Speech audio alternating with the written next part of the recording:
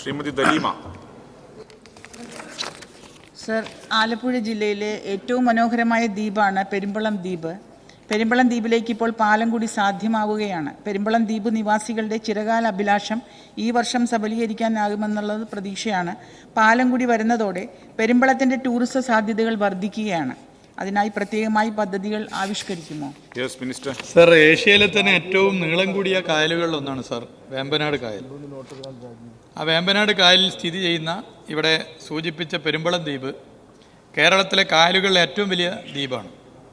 പെരുമ്പളം പാലവും വേമ്പനാട് കായലിൻ്റെ കാഴ്ചകളും ദ്വീപിലെ ജീവിതവും എല്ലാം തന്നെ അനുഭവവേദ്യം ടൂറിസം പ്രൊഡക്റ്റുകളാണ്. ഈ പാലം യാഥാർത്ഥ്യമാകുന്നതോടെ ദ്വീപിലേക്ക് സഞ്ചാരികൾക്കും എത്തിച്ചേരാം. ഉത്തരവാദിത്ത ടൂറിസം മിഷൻ്റെ സഹായത്തോടെ ഒരു ടൂറിസം ഗ്രാമമായി ദ്വീപിനെ മാറ്റിയെടുക്കാനുള്ള ശ്രമം ടൂറിസം വകുപ്പ് നടത്തുമെന്നുള്ളത് ഈ സഭയെ അറിയിക്കാൻ ഞാൻ ആഗ്രഹിക്കുകയാണ്.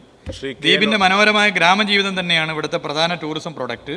ഇത് കുമരകം മാതൃകയിൽ ഒരു ഉത്തരവാദിത്ത ടൂറിസം ഡെസ്റ്റിനേഷനായി വളർത്തുവാനാണ് ഗവൺമെൻറ് ഉദ്ദേശിക്കുന്നത്.